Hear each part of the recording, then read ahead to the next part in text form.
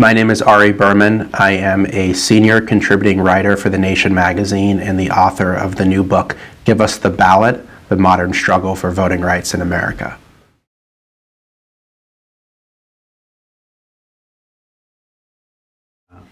So after the passage of the Voting Rights Act, we basically see that there's kind of a civil war within the Republican Party over what to do about the Voting Rights Act.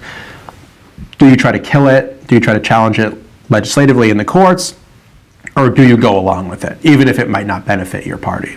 And what we see is that there are elements that want to gut the Voting Rights Act. In the Nixon administration, in the Reagan administration, in the second Bush administration, but then there are always Republicans in Congress that are standing up for the Voting Rights Act. And some of them are standing up for it based on a political calculation, that they think it will look bad if the Republican Party comes down against African Americans or Hispanics or Asian Americans, people that are benefiting from the Voting Rights Act. But there are also people that are convinced that this is a good piece of legislation, and there are skeptics that are converted.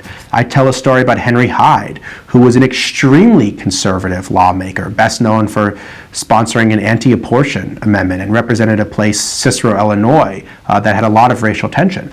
And during the 1982 reauthorization of the Voting Rights Act, he was very skeptical about the need to reauthorize it and the need to have states in the South in particular approve their voting changes with the federal government. But the Congress went down and held field hearings in places like Alabama.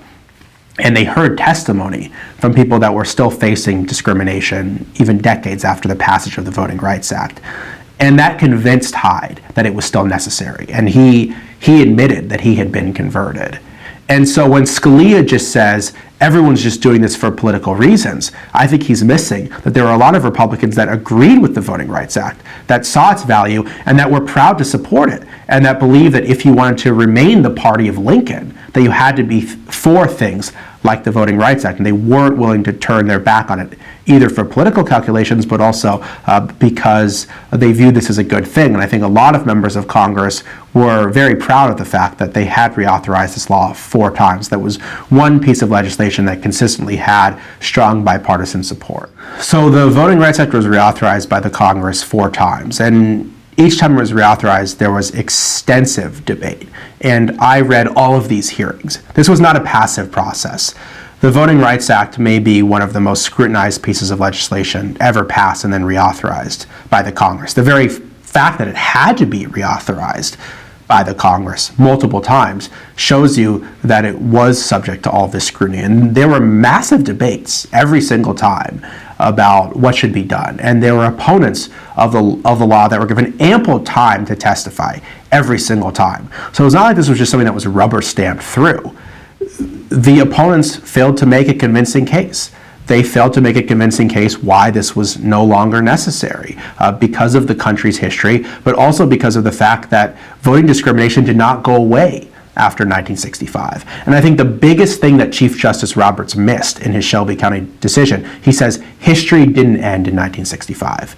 But what he misses is that voter suppression didn't end in 1965 either. That this particular part of the Voting Rights Act that he didn't like, Section 5, it blocked 3,000 discriminatory voting changes from 1965 to 2013. There were massive battles over the Voting Rights Act in the 1970s, in the 1980s, in the 1990s. This wasn't just a piece of legislation that was passed in 1965 and then passively reauthorized or passively accepted either. This was a very contested piece of legislation. It was contested in 1965 and it was contested in the decades after that, and the debate in Congress reflected how contested it was. And so, I mean, I don't know what more could have been done to scrutinize the Voting Rights Act than the endless hearings, the endless reauthorizations, and the fact that it emerged unscathed, I think, was both a tribute to the power of the law, but also a sad commentary on the fact that voting discrimination remains something that's incredibly difficult to eradicate, even with the Voting Rights Act. What happened is you had a major shift in terms of the representation of the court, that opponents of the Voting Rights Act were put on the court. People like Justice William Rehnquist, who had a long record of opposing things like the Voting Rights Act, was made Chief Justice by Ronald Reagan, and people like Clarence Thomas and Antonin Scalia and John Roberts and Sam Alito. These were people with long track records when it came to their views about civil rights and the Voting Rights Act in particular.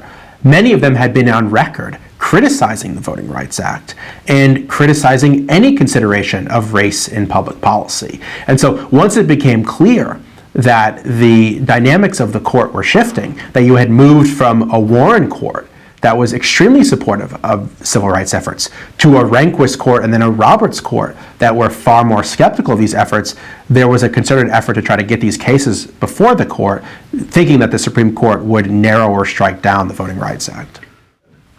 Well, the Supreme Court turned Section 5 of the law, the provision that required those states with the longest histories of voting discrimination to approve their voting changes with the federal government. It turned that part of the law into a car with no engine. The car still existed. Section 5 of the Voting Rights Act still existed, but it couldn't run because there was no formula to cover states, so there was no states that were subject to it. What that meant is that Texas could then immediately implement a voter ID law that had been blocked under the Voting Rights Act. So laws that were blocked as discriminatory under the Voting Rights Act as recently as the year before Shelby County were allowed to go immediately into effect. And many people have been disenfranchised by these efforts. Then a month after the Shelby County decision, North Carolina passes this sweeping rewrite of its election system. The state cuts back early voting. It eliminates same-day voter registration. It eliminates pre-registration for 16 and 17-year-olds. It eliminates public financing of judicial races. It even eliminates Citizens Awareness Month, which the state had used to encourage people to register.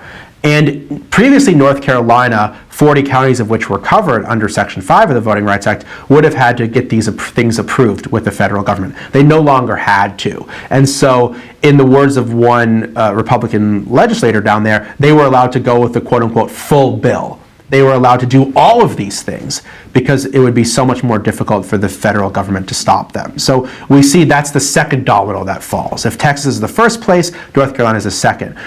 More recently, we've seen Alabama, which passed a strict voter ID law, no longer had to get approval for that law because of the Shelby County decision, and they just said that they are going to shut down 31 DMVs in the state. The very places where you need to go to get the ID that's now required to vote. They've now, after all this public outcry, gone back a little bit and said they'll keep these offices open one day a month, which for most people is not going to do much good. That's extremely inconvenient for people. And this is the kind of thing that also may have been challenged under Section 5 of the Voting Rights Act because it directly related to voting. And so this is something the federal government would have wanted to look at had the Supreme Court not have gutted the Voting Rights Act. And now there's just a much more difficult process. So I think what we're seeing is that these states with the longest histories of voting discrimination, they feel like they have a green light to do some of the very things that the Voting Rights Act was meant to stop when it was passed in 1965.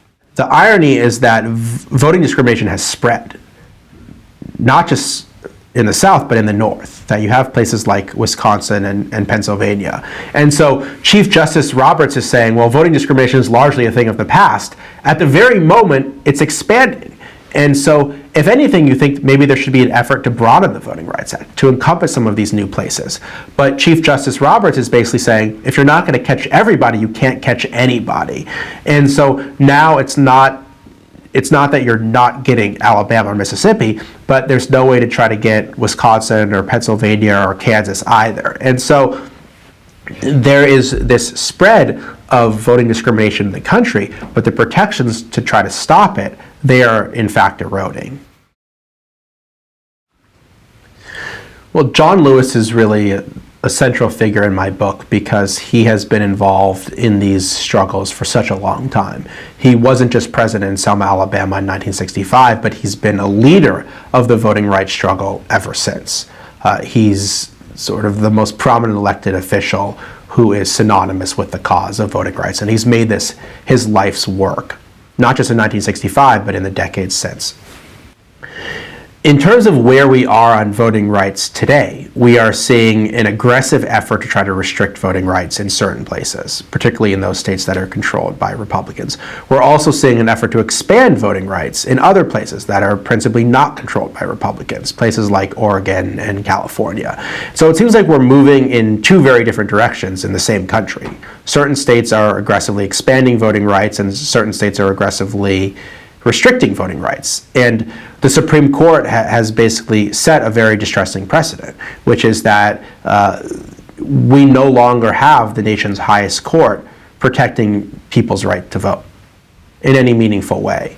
And so there's a climate of fear in the country now because of what the court has done. And there is a concern that other parts of the Voting Rights Act will then be gutted, and that the conservative majority on the court isn't content to stop with Section 4 of the Voting Rights Act. They want to get at the other parts of the law, which people like John Roberts have been on record on for decades opposing. So the Voting Rights Act itself is in grave jeopardy right now. It's deeply wounded, and people are worried that it will be wounded even further. The Congress, meanwhile, which has historically protected voting rights, has done nothing.